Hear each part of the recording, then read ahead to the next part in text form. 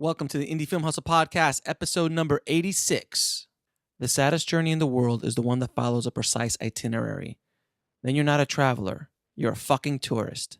Guillermo del Toro. Broadcasting from the back alley in Hollywood, it's the Indie Film Hustle Podcast, where we show you how to survive and thrive as an indie filmmaker in the jungles of the film biz. And here's your host, Alex Ferrari. Welcome to the Indie Film Hustle Podcast. I am your humble host, Alex Ferrari. Today's show is sponsored by Masterclass, and specifically Werner Herzog's Masterclass. I am super excited about this course that's going to be coming out real soon. But if you enroll now early, you'll get early access to his course. If you guys don't know who Werner Herzog is, he's an Academy Award-winning director. If you've heard his voice, you'll know who he is. He directed Grizzly Man. Welcome to the Indie Film Hustle Podcast. I am your humble host, Alex Ferrari. So he decided to team up with masterclass.com to create an amazing online resource for filmmakers as he teaches you, as he says, the essentials of filmmaking that you can learn within 2 weeks, and you definitely don't have to go to film school. This is over 5 hours of video. You'll get a workbook that you could download, as well as access to Werner as well. So the course is coming out very soon, but if you sign up now, you'll get early access. So all you have to do is head over to indiefilmhustle.com/masterclass to download this amazing course, which I've already signed up for because I want to take it. So guys, I wanted to give you your update on This Is Meg. We are close to getting our full ask of $15,000 for the crowdfunding campaign, and we are at $12,524, and we've got 8 days and over 10 hours left in our campaign. So again, if I've ever given you any value whatsoever, listening to this podcast, reading any of our articles, watching any of our videos that I put up, please help me out and help me get to my goal to make this movie. It is my first feature film, as any of you guys who listen to this show know about, and I want to thank you all who have contributed. It's been humbling. You guys have been so supportive. So thank you so much for all the support you guys have given me. And again, it doesn't matter if it's $5, if it's 500 or 5,000. It doesn't matter. Any little bit that you can submit or you can contribute to us, to the gang, to the This Is Meg family that we're trying to get this movie made, would be greatly appreciated. So head over to thisismeg.com to help us out. Appreciate it. And with that note, I want to introduce our guest today, which is an extremely talented, wonderful, not only actress but human being, Jenica Bergere. Jenica is in the movie This Is Meg. She and I worked together many years ago, and she's good friends with Jilly, and I wanted her in This Is Meg so badly. And she is a industry veteran who's played so many different amazing parts. And she's been in recently. She was in Shameless, a nice character arc in the Showtime show Shameless. Bosch on Amazon. She was in The Trophy Wife, as well as Safety Not Guaranteed, Chasing the Mavericks, Modern Family, Seinfeld, Friends with Benefits, and of course This Is Meg. As well as so many other shows. And she's very famously known for being on the Drew Carey Show, where she played Drew's girlfriend, her plumber handyman or handywoman character, which she was beloved, and she was on a few seasons of the Drew Carey Show as well. So she is just a comic. In many ways, I feel like she's an improv and comic genius. I've worked with her now twice, and she's brought so much amazing stuff to This Is Meg that I wanted to bring her on, and also just kind of talk to her a little bit about her career, how she's made it in the film business, and she's also a director.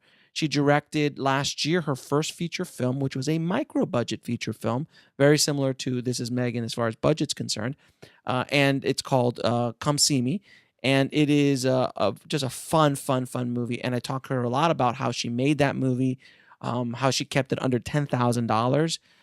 She got the cast, obviously, and how she shot it, and the trials and tribulations she went through in distribution and still going through, because it's only probably about 6 months, 8 months since she released the movie.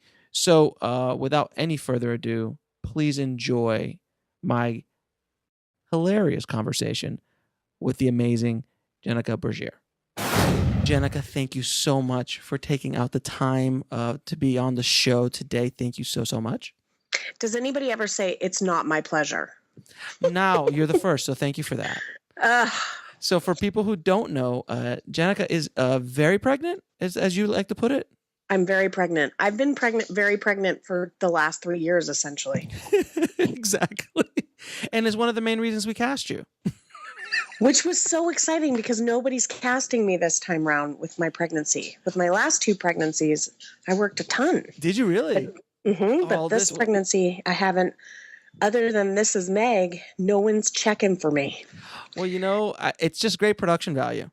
And I don't know if you saw it on our Facebook that we actually put up. I think the first picture we put up of you, I'm like, yeah, it cost us $1,000 to get it to look like that. I did see that. The makeup was amazing. And you had no idea how many people wow, that's a really great makeup job.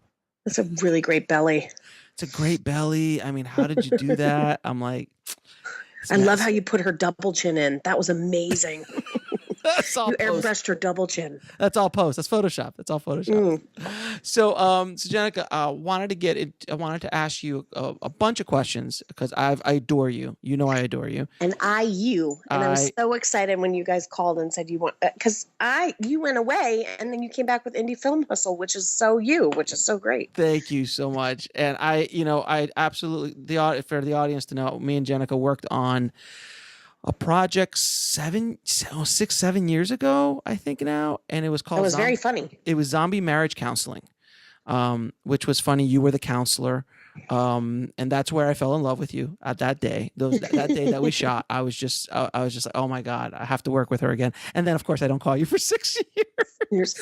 We had like babies to make and olive oil to brew. I was in my dark deep black hole, and you were making babies. So. But I'm glad we were able to jump on this one. But we'll get into This Is Meg in a little bit. For first, what was your first job in the business?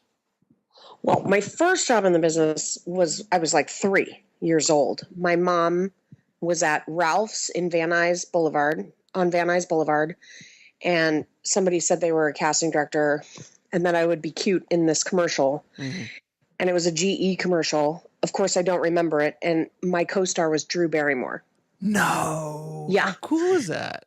And that was before E.T. So my mom was equally as crazy as Drew Barrymore's mom, and they stayed friends.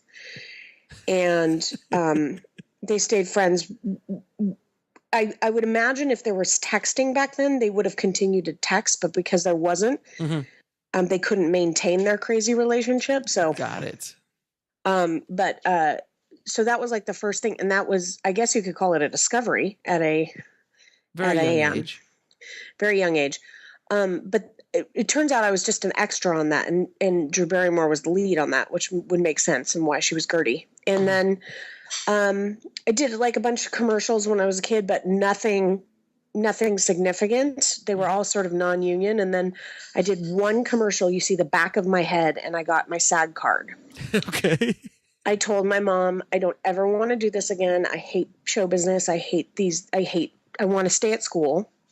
Wow. But I really only wanted to stay at school, not to study, just for the social aspect. Because I just want to see my friends. I had a boyfriend. He had a Ghostbusters t-shirt. His name was Shane. He was super cute.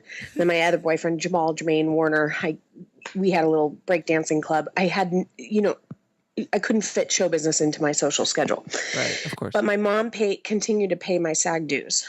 But when I realized I wanted to pursue it, I was in high school, my senior year. And when, I don't know if you ever had this in your high school, but a person comes and does like an infomercial basically for memorization. Mm-hmm. And they set it up in the gym and they explain like these tools for memorization. Yeah, I remember all that stuff. Remember this? Yeah. So the guy came, they set up the microphone, and the guy was late, and we were all just sitting there in the auditorium or gym. And I my friend was like, go do some stand-up. And I was like, all right. So I got up and I did Eddie Murphy's whole act. From Delirious or from Raw? Delirious. Okay. Delirious, Okay. of course. Raw was okay. Delirious was, the bomb. Yeah, of course. And then a big brown shark came. And then from that point on, my theater teacher was like, I think you should pursue this. I was like, really? Okay, I have a SAG card. And she's like, that's half the battle. So at that time, I was in Palm Springs, came to Los Angeles, got a job at a coffee house called Insomnia, which was popular. And a producer came in. Her name was Lisa. And she produced a show for VH1 called Naked Cafe. And they wanted people to improvise. And I got my first job. And I read somewhere in your bio that you worked with Russell Simmons. He kind of discovered you in a sense. Exactly. So I kept doing stand-up. I was really bad at it, but I was really young and bold. So people were interested, but I really had nothing to say. And Russell was like, you crazy white girl. I like you. He came to a show. Okay. And he was like, I started this company with it's a great impression. Simmons, Lathan, Brillstein Gray. And Brillstein Gray is the other half. That's the white side. We the black side. We have Def Jam Comics. I think you should be on the black side. So I was the only white female comic on the black side of the Def Jam Comics. Right. And that opened up opportunities for everything I did. I was auditioned for SNL. I was 19 years old. They got me an audition. I flew to New York. I auditioned in front of Conan O'Brien, Dennis Miller. They were in the audience just randomly. Right. Didn't get it. Molly Shannon did. But you're friends with Molly now. You've worked with her many times. Yes. She did us a favor and did my movie many, many years later. But cool. Because we shared a limo ride back from our hotel, we both didn't get SNL, and we knew by the time we were going to the plane. Right. And I was crying in the car. I'm 19. And she's like, why are you crying? I'm almost 40. And then she got it. So then you've done a lot of stand-up, obviously, in your career. Now, how has that prepared you for being an actress? Or has it? The only thing that's prepared is the leather skin that I developed. Just from so many times bombing. Yeah, it's brutal. I mean, what you and Jilly and any stand-up, man, it's like it is so hard to go up front of a stage with a mic and make people laugh for a consistent amount of time. Like you might get one joke, but to do a set, even a 5-minute set, it's like an eternity. So these guys that do an hour and a half, and it's got people rolling for that long. I mean, oh God. And you also met Jilly doing stand-up, correct? Yeah. Well, actually, Jilly was the only female comic I've ever met that was nice. And I met her at the Ice House, which I'll call, for the sake of the story, the Nice House. She, I think the thing we had in common is that I knew that she was a good actress. And so there wasn't a level. It's weird. It's almost like somebody who's done theater, you can be a part of an ensemble, and stand up is very singular. Yep. And there's literally a spotlight on you. Is literally a spotlight. So we just remained friends, but I realized eventually with stand up for me is it wasn't the best form for what I had to say as an artist. It didn't exercise all of my muscles and my talents. And I was trying to just get attention, I think, on stage. And that's not a good reason to do stand up. I remember opening for Rodney Dangerfield, and it was a pivotal moment for me because I realized that he's the guy who didn't get respect, and he had to tell you that. That's where his funny came from. He really didn't get respect. And he's this, he was this dopey fat guy, and it would ring true. What I had to say, I probably had not enough life experience at the time, and I found that it's better to translate my material through first a one-woman show, then a TV show, and then a movie.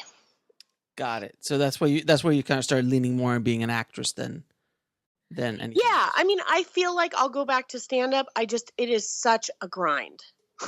Oh, I know, Julie. I mean, I've worked with a bunch of stand-ups in my day, as a director, and I've seen it firsthand. I've been on, on like a little tour where there's, 10,000 people one night, and I've been in the comedy club, when there's 5 people, and Right. it's a grind. It's like you've got to.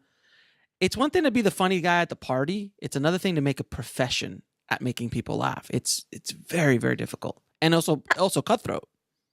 It's cutthroat, but it really is truly a gift. Like I don't think I am gifted in that way. I think I'm fearless, Mm-hmm. and that's what made me stand out. And I had breasts, and that was unusual. But ultimately, it's a you really have to be driven to do it. Just like you really have to be driven to be a politician. You have to really be driven to have that spotlight that's just you. Right. And I couldn't hack it once I had my first daughter. Mm-hmm. Of my 19 children that I have. Yes, now. I see you're Amish. It's nice. It's very, very nice. That you obviously Roman Catholic? No, joking. Half Catholic, half Jewish. Both are coincidentally horny. So. And obviously no television in the house at all, ever. Bored as fuck, literally. So once I had my first kid, I was like, I can't do this. I can't be like hanging out with the dude that's been working on a joke for 2 years at a coffee house trying to get my material right. It's just not going to happen. Got it. Yeah, your priorities change and yes. Things become clear. This has happened. It happens to all of us. I agree with you 100%. Now, when you're working with a director, what do you look for in a good director and a good collaborator? Well, first, what is their vision for the project? Okay. Like what the best directors I've worked for have dreamt of what they're doing. I have worked with so many technical directors who are amazing visually and do not know how to speak to a human being. Yes. I've worked with great directors who were actors who really know how to work with actors, but, don't know anything technically. Mm-hmm. I think one of the best directors I worked with was Colin Trevorrow, who directed Safety Not Guaranteed. And it's not a shock that he was essentially scouted as a mini-me by Steven Spielberg for Jurassic World, because from the moment I met him, it was so dear to him to tell this story. He knew every single part of the film and how he wanted to tell it. Mm-hmm. And so he had, some of the technical side, but he also had the heart of the story. And he had collaborated with the writer of the story, which Derek Connolly, who wrote it, who was amazing and had a great idea. And he also, he wanted it to be special, right down to the music. So, and if you guys haven't seen it, and if you guys haven't seen that movie, it is so much fun, and it is such a dear movie, like you say. There's a lot of heart in Safety Not Guaranteed. Yeah, and I'm really grateful to be a part of it. He was one of the best directors I ever worked with. I've gotten to work with Curtis Hanson, mm-hmm. who was amazing because. When I met with him, I'm doing this really dramatic scene playing an alcoholic mother who's getting beaten by her husband and who just wants the best for her son, but she doesn't have enough self-esteem and has to work at Kmart. I mean, really high stakes, and did this great scene and really just talked to my acting coach before I went in and really gave myself permission to go there, and dark place. And after I was done, he said, looked at my resume, he looked up and he said, "What was it like to work with Helen Mirren?" And I realized, like, for working with him, I mean, he's done amazing movies. Of course. For him, it wasn't about the indulgent performance or anything like that. It was like, who was the person? And I said, what was great about Helen, because she directed me in a short film that was actually nominated with a series of short films mm-hmm. for Oscar. A lot of people don't know that. what was great about working with her was she was just like me, an insecure actress. She said, I am famous in my native land, but here it's very hard for Americans to adopt me. It's very hard for them to... What are you talking about, Helen? We love you. Right. But that's what I'm saying. That's what was so amazing, was that she was just an insecure actress like me. And that made Curtis laugh. And then I got another part in the movie. Oh, nice. Yep. It's amazing. You know what's amazing about this business? Yes, talent is important. Experience is important. But it's so it's almost like so random sometimes. A funny story could get you a part or get your part extended, which can lead to somebody else looking at that part and go, oh, well, let me cast her. And then boom, boom, boom. And you're in Jurassic World. Like there's a lot of work that has to happen, but I think it's just, you got to kind of be in the game for things to happen, I guess. But once you're in the game, you do, and you also have to know I think that the internet changed things completely for me auditioning. I could really see somebody's material before I went in. I could really know about them, read about them, know their personal life, what kind of toilet paper they used, and everything before I went in. I could almost be a stalker before I auditioned. Almost. But there's a difference between auditioning for TV shows, which is really frustrating, and the director is out of that process. Mm-hmm. They'll be in the room. They don't have a say. It's the EP. Right? And no. Who's the decision maker? Oh, the studio. No. That's the ultimate decision. The producer, the creator of the show is who you're auditioning for. The writer, creator, producer, sometimes a non-writing producer. If that producer likes you, you have to go to network to be approved. The director is completely just literally in the same position you are. Hired hand. There is no, I've auditioned for directors that I've worked with who love me, who I've known for a TV show, and they have no say in it whatsoever. It is about the creator of that TV show and the network's relationship with that creator.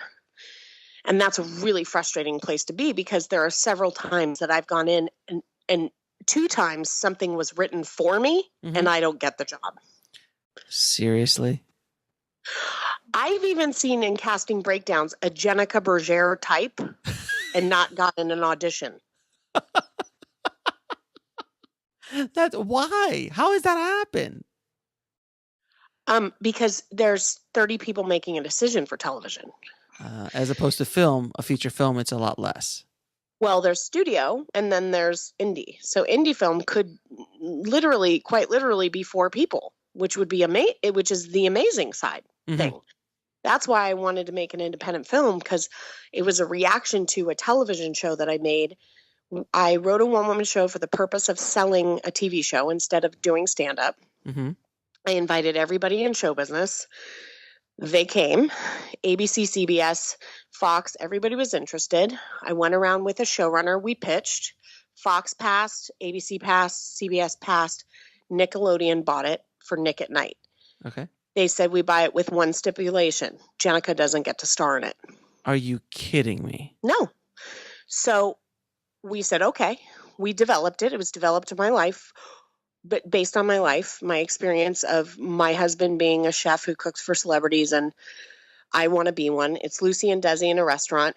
And my best friend my best friend character is like the Ethel. She works for the city as a crisis responder. So she has access to planes, trains, and automobiles because she knows the fire department, the police department, and everything.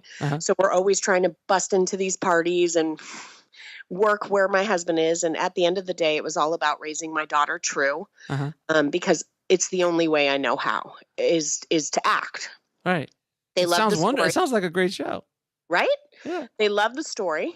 They did not love. It's not that they didn't love me. They were very clear. We're trying to make something of ourselves for our network, Nick at Night, and we want a name, and that's how it's going to go. So we developed the show, and we had a script that they really liked, but it wasn't getting greenlit. So my non-writing producer decided to produce a pilot presentation and pay for it. And we did it to prove that I could star in my own show.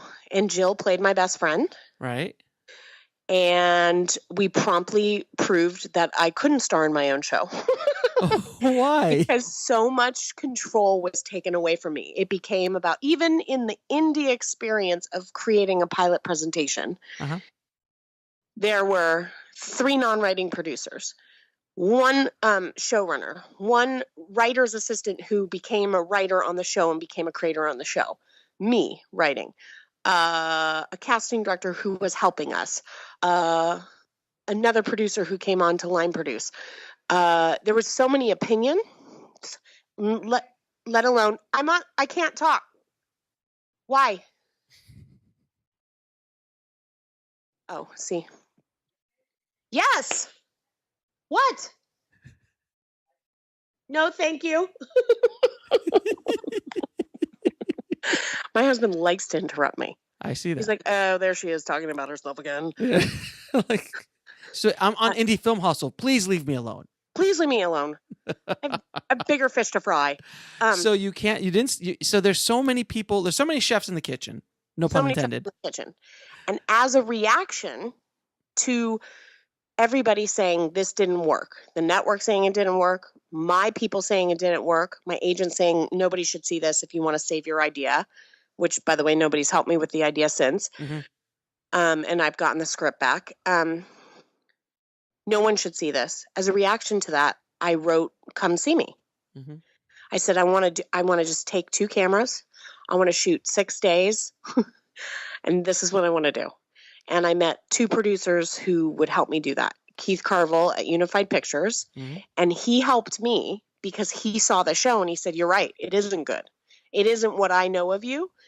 Let me help you make what you want to make. How cool. Now this is the micro budget feature film that you directed. That I directed. And I wasn't even planning on, it's not like I set out in the world to direct.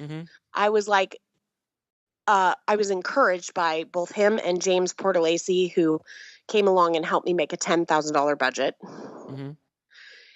And my friend Mary Vernew, who cast it and produced it. I was encouraged by all of them to direct it because it was my story. For a while, I wasn't going to direct it. Somebody else was. And then it was like, no, that's what went wrong with the TV show. I'm trying to tell a story. I need to be able to tell it the way I need. Whether it's good or bad, I need to be able to tell it. Right. And I co-wrote it with my friend Doc Pedrolie, who's actually a way better writer than me, and helped me structure it in a way that made it a film. And what did you shoot on? Do you remember the cameras? Canon HD7. Okay. All right. So you shot with 2. Yes, and he begged me, my DP, Peter Moseman, begged me not to use those. He begged me for the black magic. We had in the budget $900 for cameras. We had 2 free cameras, so we used the $900 for pretty lenses. And just like I haven't called you, you didn't call me. True. So it's fair, I think, at this point, because I would have been more than happy to help you out with anything. Oh my God, that would have been amazing. Yeah, I would have been more than happy to help you in the post, all that kind of stuff. But now we're working on This Is Meg. We'll get to that in a second. So tell me, the Come Simi, that was scripted or a little bit non-scripted as well? It was both. It was about 46 pages for the whole feature. So it's definitely a little bit of improv there. Yeah, definitely improv in between. What I knew was what I wanted from the scenes, and we would put 5 beats to the scenes, and there were very specific descriptions of what I needed that were between me and the DP for the script. And Doc very elegantly doctored it, literally, and made it legible for everybody in the cast to read instead of my crazy. And then the mom's like, fuck you. And the sister's like, you're good. He made it a little more appealing. And we ended up improvising within those confines of the scenes, but we knew where we were going to shoot. We knew our locations. We had it all mapped out, and all the cast members had a Bible that I had written that was about 20 pages about who this family was, so that they had that to work with. Got it. And in most cases, the best lines in the movie came from people improvising, not something I had written. And I wanted to have this organic experience with actors because I had such a non-organic experience of telling my life of the pilot. when I did the TV show. Right.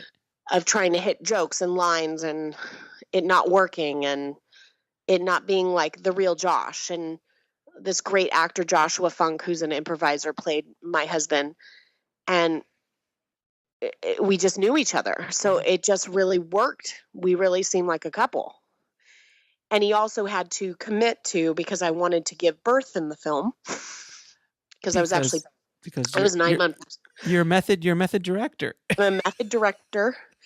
I was 9 months or 7 months pregnant when we filmed it, and we knew that we had 1 day left, and it was the day to give birth, and everybody was on call.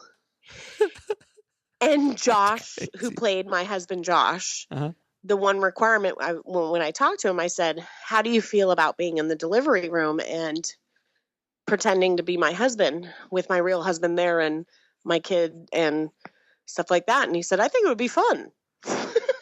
And your husband's just off camera. Well, what we did was we ended up delivering the baby and using the footage from the camera. And I talked my OBGYN into having labor and delivery for 15 minutes. They left the room. My real family left the room. My fake family came in. And your OBGYN did the scene? We used his stuff from the footage we used in the hospital room. Very minimal footage. Obviously, I didn't want to show a bloody mess. So we used him delivering and the baby being weighed and the baby coming out and the baby being put on my chest. And it was actually it was one of my most proud directing moments ever, because the whole crew was standing outside. The sound, my AD, my DP, and my friends who were in the movie. And I said, and James Portolace, who produced, and I gave birth, and they all came in and they were like, okay, how's this going to go? And Tawny Katane was supposed to be in the scene, and she was stuck in traffic texting me while I'm giving birth. Can you just wait? And I was like, no. I'm dilated. It's happening. Oh, but I'm almost there. She literally arrived 20 minutes after the baby was born. And we only had labor and delivery for 15 minutes. So Josh came in and the AD said, okay, we shot a bunch of stuff in the hallway and we think it goes, scream, scream, scream. And then we come up on your face. And I said, no. That is not how childbirth is. Josh is here. He's videoing it. The baby's just been born. Mm-hmm. The scene takes place after the baby's just been born. Okay. Sat the camera up, and you'll have to see it when you see the scene. Yeah. It looks like they were actually there. Oh my God. Well, obviously this is something I can never do as a director. So you will never have that luxury. I'm sorry. I'm sorry. I will never give birth. But you could screen. Be invited. No. Actually, you could. I'm pregnant. If you want to use it in a Ruby scene, we can. I appreciate it. I'm willing. I'm that kind of vagina. I understand. You are fearless. There's no question about it. You are one of the most fearless actresses I've ever worked with. So yes, without question. Now, on some technical stuff, when you were finished with Come Simi, how did you get it out into the world? How did you get it distributed? How did distributors feel about it? How did it go? Well, like any indie filmmaker, I made a movie for Sundance. Yes, of course. We all do. And This Is Meg is being submitted, of course. When I got I literally just made it for Sundance. I had no plan outside of that. Oh, really? So you were like just the lottery ticket. That was it. Just it. This is it. And I thought, I'm betting it. I'm literally betting 10,000. We spent 10,000. We're betting 10,000 and a childbirth on Sundance. And then I'll never forget the 6 a.m. email I got. That was the standard email you get, because my other friend had submitted her film, and she certainly thought hers was going to Sundance too. Right. And we're both on the toilet, I think, at 6 a.m. texting each other, and we received the same email that seems personal but isn't personal. Right. And I was just floored. I had no backup plan. There was no backup plan. Wow. And luckily, James Portolace had a backup plan. He had always thought that we should just go straight to distributors. And I said, well, I kind of just made it to tell the story. And he was like, well, I kind of made it so people could see it. So that's great. You're like the prototypical artist. Like, I just wanted to tell the story. What, I could make money doing this? I literally was golly gee willikers. And he had produced my friend Lance Kinsey's film. That's an improvised movie that I'm in as well, right before this movie. And Lance said to him, let me be very clear, James. I made this movie to make money. But I made the movie for the story. For the art. For the art. I did. And then I realized that the one gratifying artistic marketplace didn't accept it. I didn't have a backup plan. Luckily, it got into New Filmmakers LA, which was a great festival. They're wonderful. And it had gotten in before Sundance, and they said, well, let us know if you don't get in. And I was like, yeah. As they chuckled. Exactly. And I was like, yeah, well, whatever. It's going to get in. And I immediately called them and said it's available. And then a great festival called First Time Fest in New York loved it. And it was in competition with 6 films. And the people who looked at the film were Martin Scorsese, Harvey Weinstein. And then Harvey Weinstein came and spoke to us filmmakers at the festival. That was a great festival. And then it continued to go on to like 12 more festivals. Women in Film. It won Best Screenplay 3 times, which is hilarious. Because you improv'd a lot. Because it's a 46-page script. Right. But I attribute those awards to Doc Pedrolie for making my crazy legible and palpable. And then randomly, we never had a distributor screening, and we did not meet distributors at festivals. James emailed The Orchard, which is a big distributor, and they exclusively distribute Duplass films. And she wrote back in a month or so and said, I love the film, and we'd love to release it a worldwide digital distribution. Okay. So it went on Amazon, iTunes, On Demand, Virgin America Airlines, which was exciting. And they're currently in negotiation for some kind of broadcast that we're hoping that we get. And it just was released on DVD May 15th. How cool is that? So yeah. Has it made any money back? Can you? No, not a dollar. Not a dollar. Not even a cent. Not even a cent. So a $10,000 movie has yet to make a profit. We keep getting guaranteed that we will make a profit in the long run. Point, you have to. I mean, you got to. What I feel good about is that I know how to make a movie for that little. That's what I feel good about. What I walked away from is, okay, I didn't get into Sundance. I didn't break out as the newest, amazing, innovative director who uses her life story in all her stories. You're like Precious. You're like Precious, but different. Exactly. Not that different at this point, but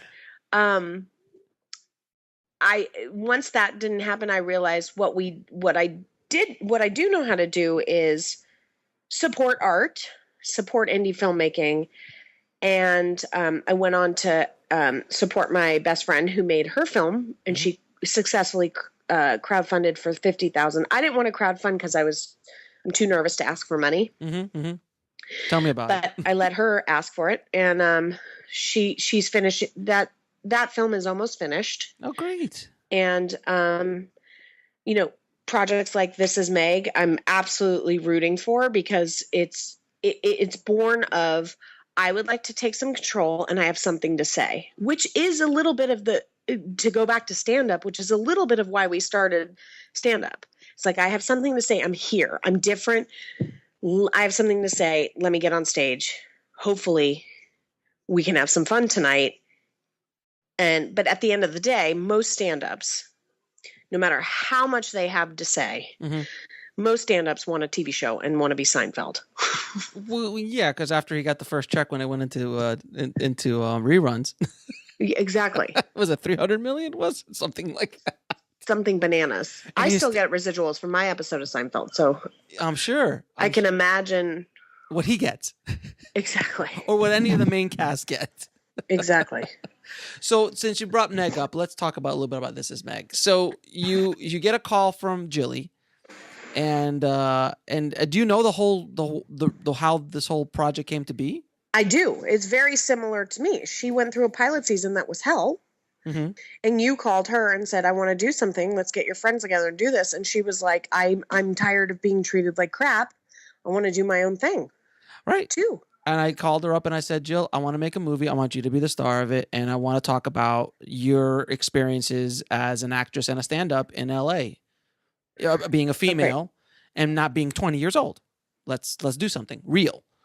And I'm like, let's call everybody up. But by the way, Jenica, the first words out of my mouth, I'm like, and Jenica has to be in it. She told me that.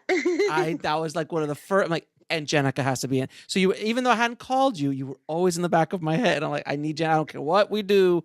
Jenica has to come in the movie. Oh, so I was happy that you were involved.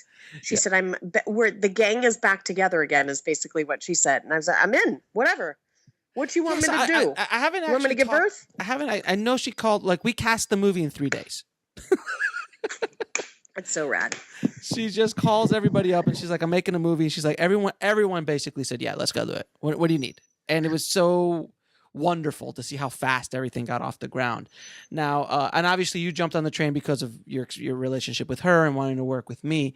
Can you talk a little bit about Ruby and your experience bringing her to life?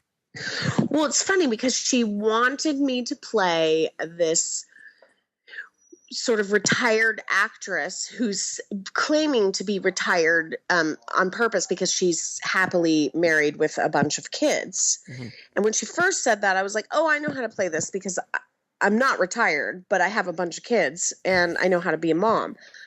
What was different was that you have to be a bad mom. Meg works for her and she keeps her on as a nanny, which is something very LA.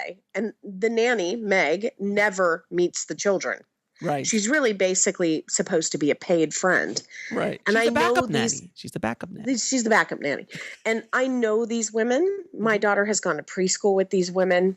And it was very difficult for me to tap into because the operative word that actually got me centered in playing the character, improvising, was be a bitch. Yes. And I never really get to be a bitch. Mm-hmm.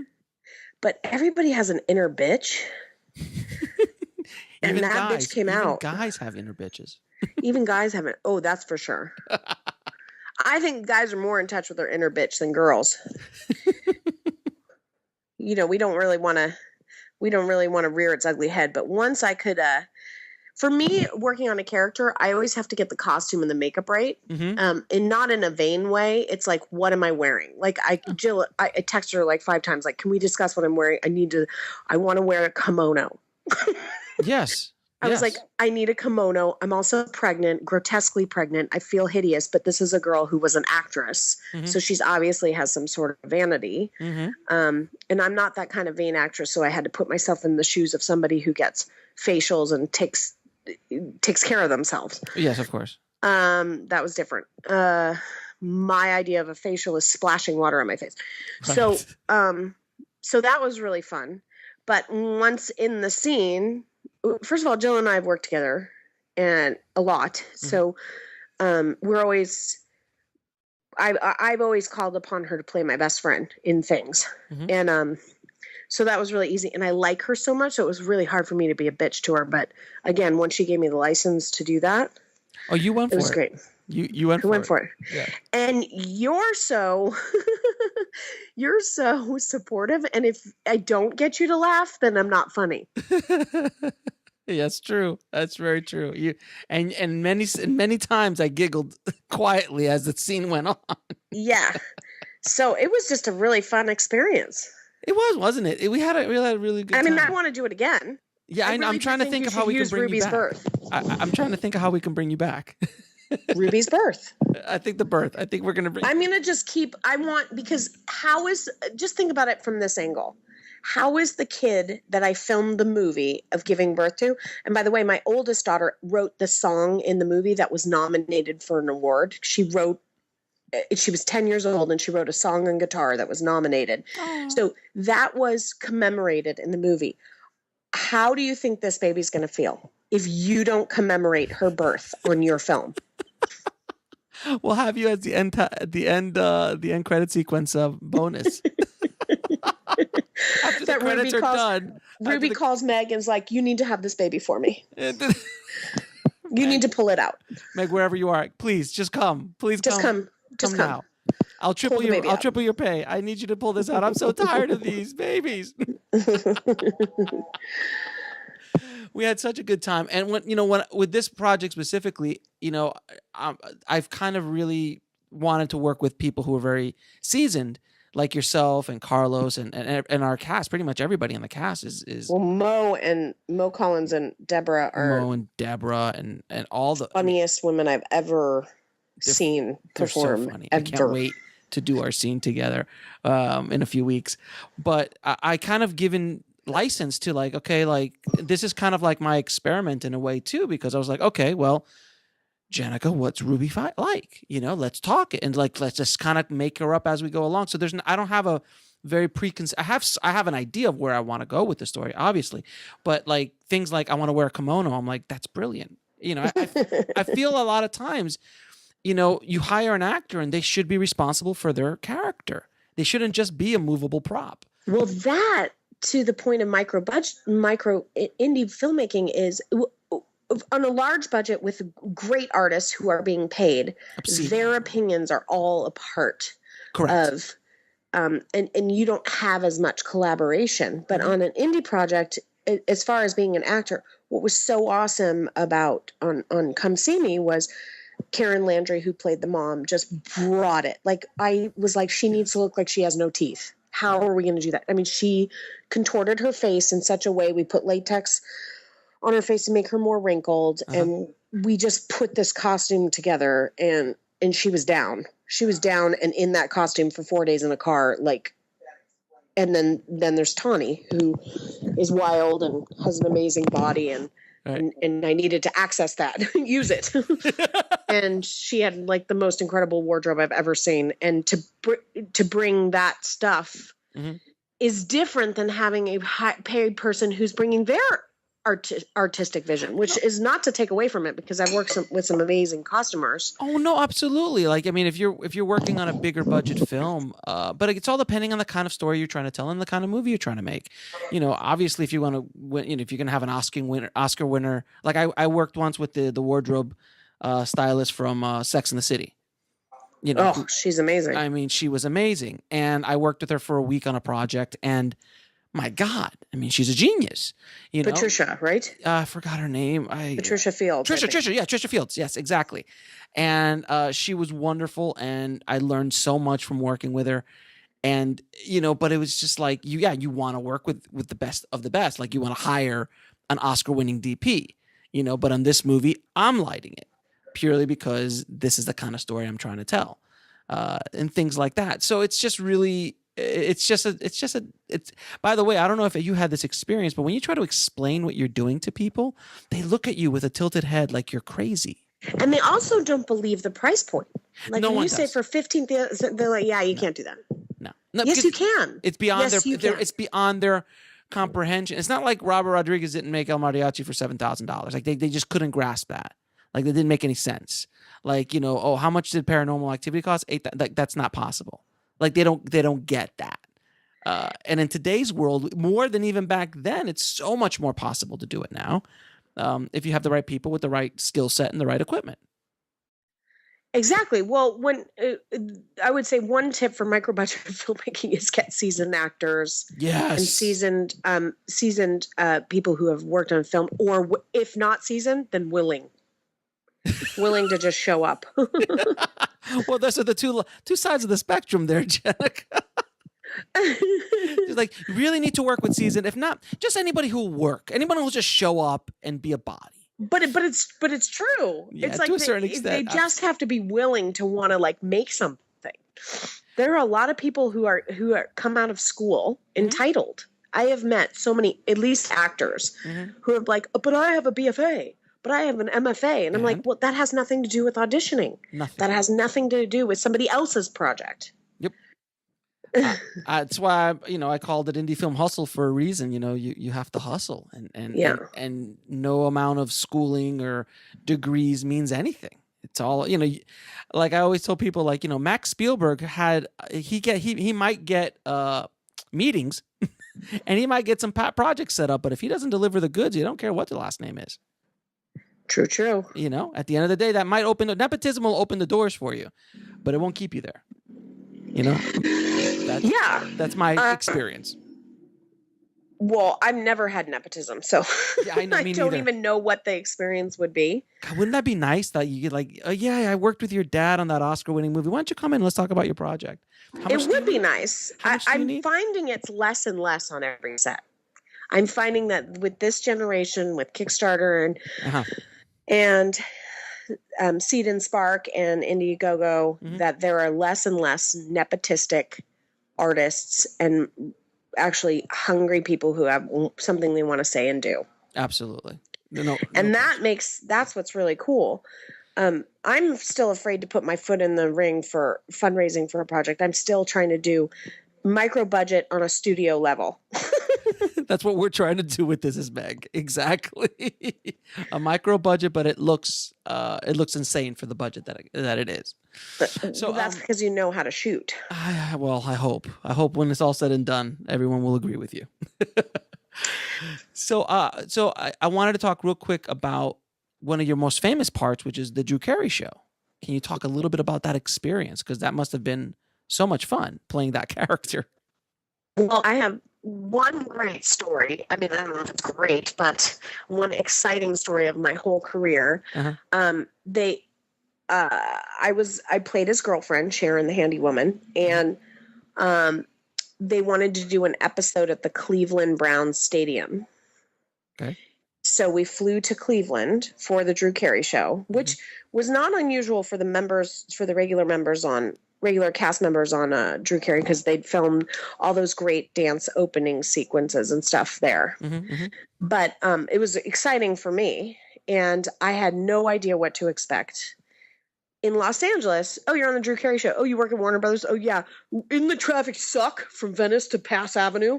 I mean, that's about the extent of the conversation. And I remember not being able to be seen for a show that I was right for, because the casting director said, well, isn't she on the Drew Carey Show? She's fat, right? And I was, let me tell you, triple tinier than I am now, at least 90 pounds less. That's not an exaggeration. Okay.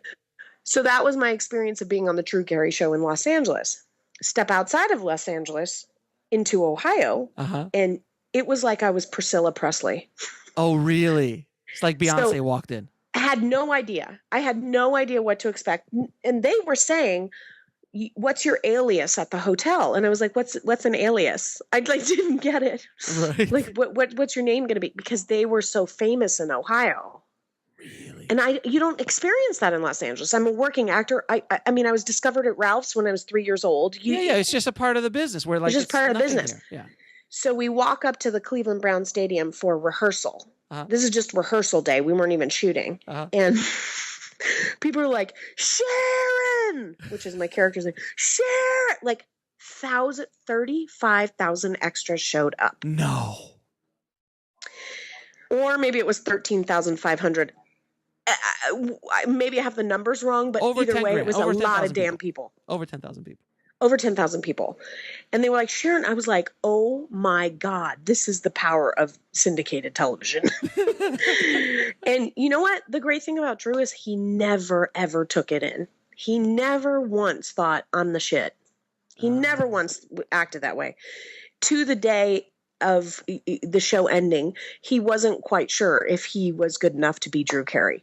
And in one way that was sad, and in one way it was actually endearing and charming, and what made him special is because he really just did not have an ego.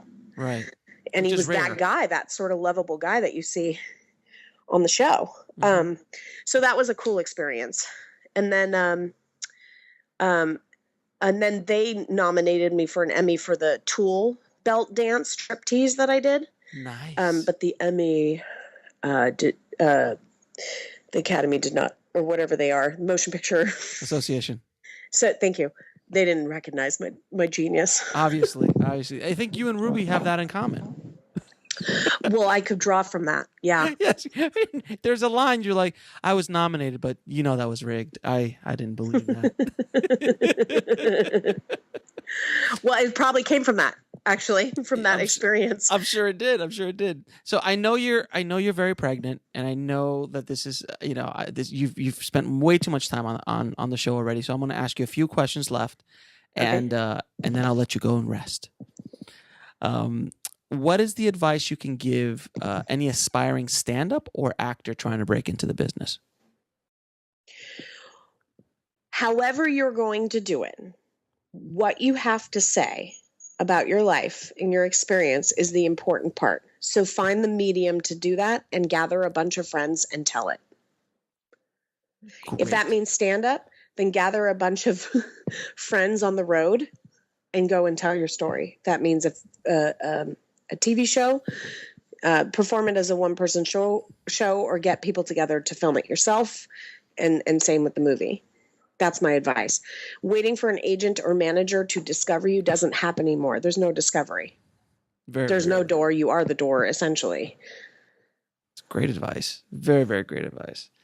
Now, what was the lesson? Actually, and let me go back. My father said, if you want to go be an artist, because he was a jazz drummer who pretty much, when he passed away, died penniless, being a jazz drummer. Mm-hmm. And he had worked with Charlie Parker and Dizzy Gillespie and Clifford Brown and Dexter Gordon, and he basically died penniless. So he knew what an artist meant. Right. And he said, Jen, if you want to be an artist, then go do it. Go discover all the arts. Enjoy paintings at museums. Go take dance class. Go sing. Go get on a set. Go help. Go lift some lights. He said, do it all. Don't just try to, be famous. So I love that he gave me that advice, because I've had that attitude my whole career. I'm not going to just do stand up and commercials. I'm going to do stand up, commercials, television, film. And if they won't hire me, then I'm going to make it. Because now you can. Now it's much more accessible. Exactly. 30 years ago, you have to shoot 35 millimeter, and it's going to cost you $100,000 just to come on the set. Yeah. Now you can. So what is the lesson that took you the longest to learn, either in the business or in life? I think I'm still learning it. I think the lesson I'm still learning is that just that hard work doesn't necessarily pay off. That you could just do a great job and you still can't stand with your hat out, because it doesn't matter. That hard work doesn't necessarily pay off. Hard work is just hard work. So go do what you love, and focus on your family. I guess that's the lesson I learned.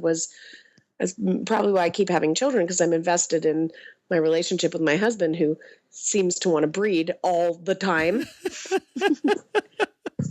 And at the end of the day, I know that having a family is most important for me.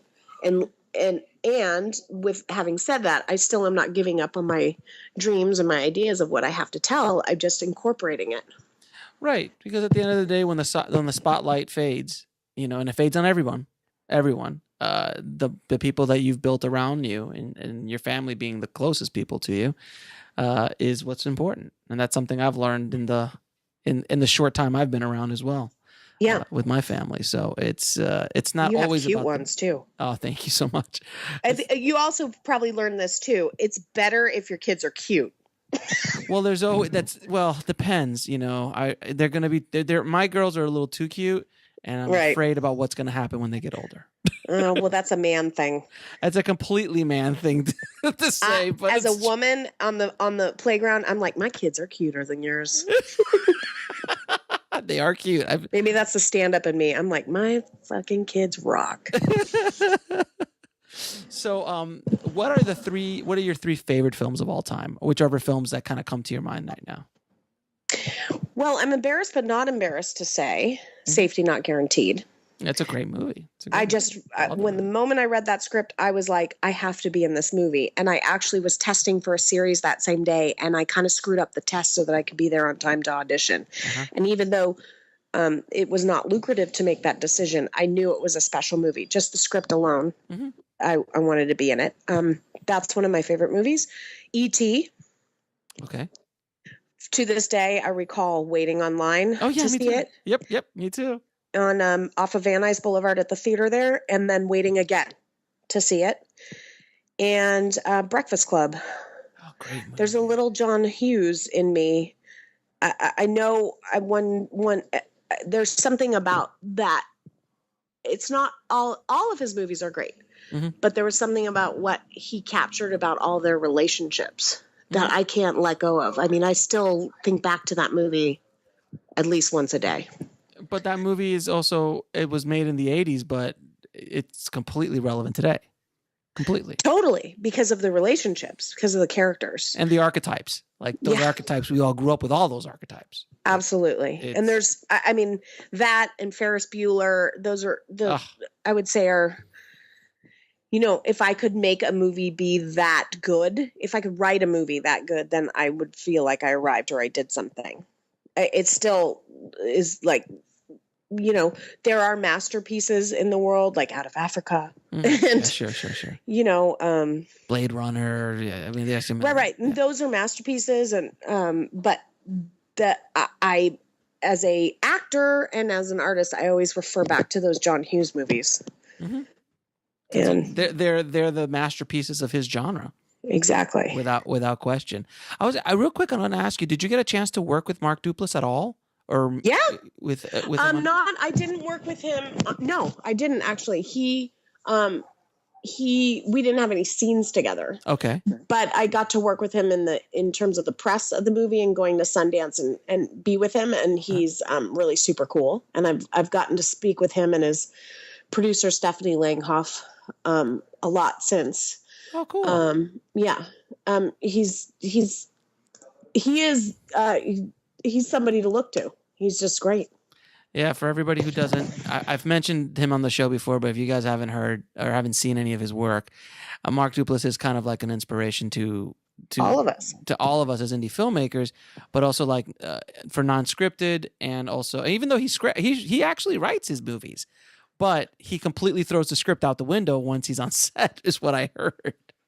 Yeah, I mean, a lot of his movies are improvised, but they have an outline. Right. And but Safety Not Guaranteed was not that. It was not improvised. It was written.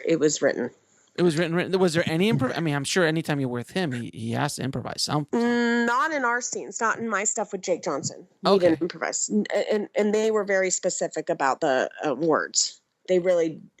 It wasn't. They weren't like saying don't improvise. It was just very clear it wasn't an improvised movie. Like say your lines. Say the lines exactly as they're written.